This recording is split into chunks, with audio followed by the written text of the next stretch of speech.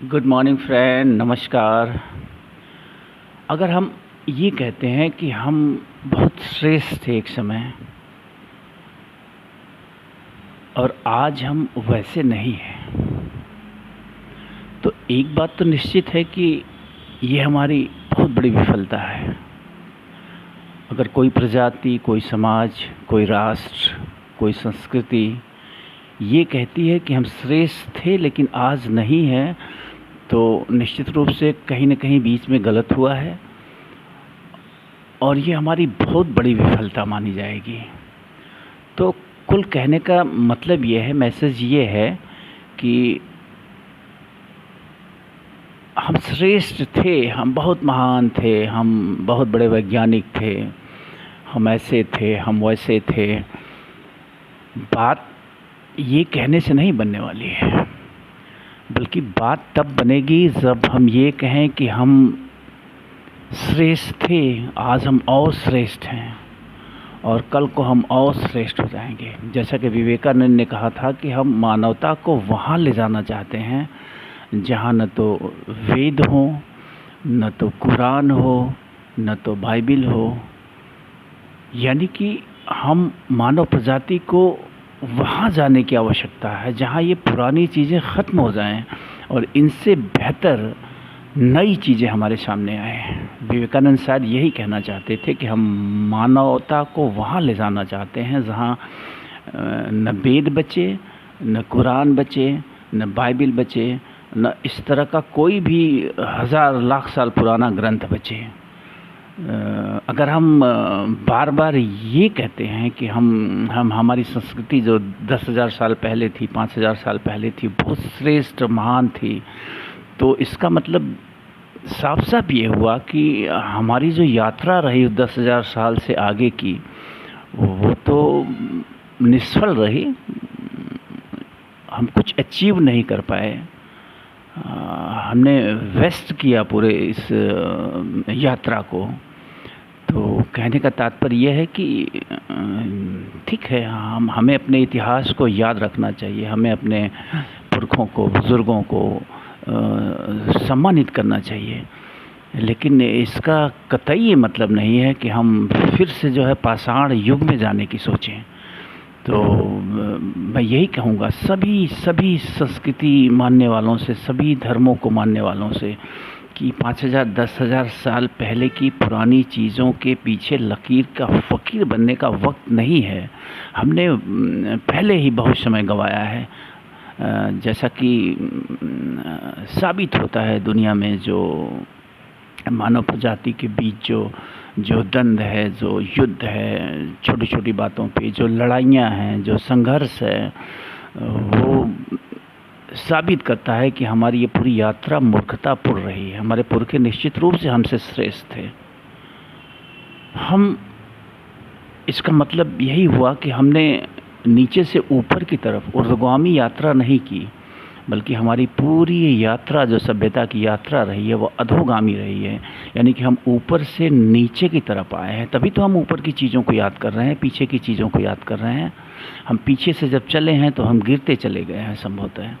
इसलिए हम याद कर रहे हैं, कह रहे हैं कि हम बड़े श्रेष्ठ थे, हमारे पुरखे बड़े श्रेष्ठ थे, वो वैज्ञानिक थे, वो ये जानते थे, वो जानते थे, वो ज़ीरो का आविष्कार किए, दशमलव का आविष्कार किए। ये तो ठीक है, क्योंकि विकास के क्रम में ये सही है। लेकिन आप कब तक यही कहते रहेंगे कि हमारे पुरखों ने दशमलव का आविष्कार किया, ज़ीरो का आविष्कार किया, या फिर ये किया, वो किया? मैं सबके लिए ये कह रहा हूँ, मैं किसी एक संस्कृति को नहीं टारगेट कर रहा हूँ। तो कहने का मतलब ये है कि यात्रा अधोगामी नहीं, ऊर्ध्वगामी होनी चाहिए। और जो आज की दुनिया है, मैं पूरी दुनिया की बात कर रहा हूँ, जो आज की दुनिया है वो साबित कर रही है कि मानव सभ्यता, ह्यूमन रेस जो रही है पिछले 1000, 2000, 5000 सालों की, वो निश्चित रूप से अधोगामी रही है। हम गिरे हैं, हम नीचे की तरफ गए हैं। हमने कुछ वैज्ञानिक आविष्कार अवश्य किए, लेकिन जो हमारा आध्यात्मिक विकास होना चाहिए था वो निश्चित रूप से कमतर हुआ है। तो कम से कम अब से चेतें हम पीछे की जो अच्छी चीज़ें हैं उसको लेके आए, वो ठीक है, लेकिन हम पीछे जाने की ना सोचें। तो आगे जाने की हम सोचें तो सबसे पहला रोड़ा इसमें धर्म है। जो हमारे हज़ारों हज़ार साल पुराने धर्म हैं वही रोड़ा बन के बैठे हुए हैं, वही ब्रेकर बन के बैठे हुए हैं।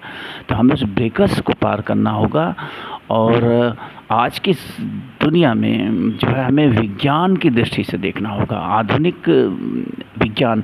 अब आप अध्यात्म और विज्ञान में थोड़ा सा अंतर को अगर आप समझ पाएँ, अध्यात्म विज्ञान में बहुत सारी चीज़ें थी जो एक तरह से कह सकते हैं कि मान लीजिए महाभारत के संजय को आप ले लीजिए। महाभारत के संजय के बारे में कहा जाता है कि उनके पास दिव्य दृष्टि थी। वो कह सकते हैं कि उस ज़माने के टेलीविज़न थे, वो कहीं दूरदर्शन कर सकते थे, यानी कहीं भी कुछ हो रहा है तो उसको देख के वो उसका लाइव प्रसारण करते थे। लेकिन अब विडंबना देखिए कि ये तकनीकी संजय ने खुद से डेवलप करी थी या उन्हें मिली थी, जो भी आप कहें, और ये उन्हीं तक सीमित थी। इसका लाभ कोई दूसरा नहीं ले सकता था। लेकिन अब वहाँ से चल के आप आज के आधुनिक विज्ञान में आइए, टेलीविज़न पे आइए, तो अब इस विज्ञान ने उस पूरे आविष्कार को बदल दिया। अभी टेलीविज़न हर कोई देख सकता है। तब सिर्फ संजय देख पाते थे, आज हम सब एक बटन दबाएं टेलीविज़न मोबाइल पे हम दूरदर्शन कर सकते हैं, यानी लाइव फुटेज हम देख सकते हैं दुनिया में कहीं से किसी की भी।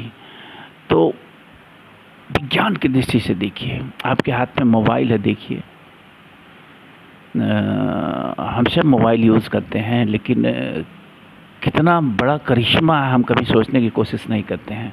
जब आप किसी से वीडियो पे लाइव चैट करते हैं तो जस्ट इमेजिन कि आपकी मोबाइल और सामने एक व्यक्ति जो यूएस में बैठा हुआ है, वो दोनों मोबाइल से जुड़ जाते हैं। यानी कि एक विंडो कह सकते हैं कि एक खिड़की इधर है, एक खिड़की उधर है। यानी कि आप कह सकते हैं कि आप अपनी खिड़की में खड़े हैं और सामने का पड़ोसी जो अपनी खिड़की में खड़ा बात कर रहा है। आप बस छू नहीं सकते हैं, लेकिन लाइव एक दूसरे से बात कर सकते हैं। तो ये एक तरह का करिश्मा ही है विज्ञान का। तो मैं यही कहूँगा कि आइए इस आधुनिक विज्ञान के साथ चलें, इसकी दृष्टि से दुनिया को देखें। ये उससे बेहतर विज्ञान है, ये कलेक्टिव लाभ पहुँचाता है। और वो अध्यात्म विज्ञान जो था वो सेलेक्टिव लाभ पहुँचाता था, यानी व्यक्ति विशेष के लिए था। कोई शक्ति राम या जो लोग थे जिन्हें कोई ब्रह्मास्त्र या इस ढंग की शक्ति जो मिलती थी, वो वैयक्तिक थी, व्यक्तिगत उन्हीं तक सीमित थी। आज जो है ये व्यक्तिगत नहीं है, विज्ञान ने इसे सार्वजनिक कर दिया है। कोई एक आविष्कार करता है एक व्यक्ति, तो अपने आविष्कारों का लाभ वो सबको दे सकता है, यानी सभी लोग उसके आविष्कारों का लाभ ले सकते हैं। तो कुल मिला के इस वीडियो में मेरा यही कहने का मतलब है कि जो है हम क्या थे वहाँ से बाहर निकलने की ज़रूरत है। हम क्या हैं उस बारे में चिंतन करने की ज़रूरत है।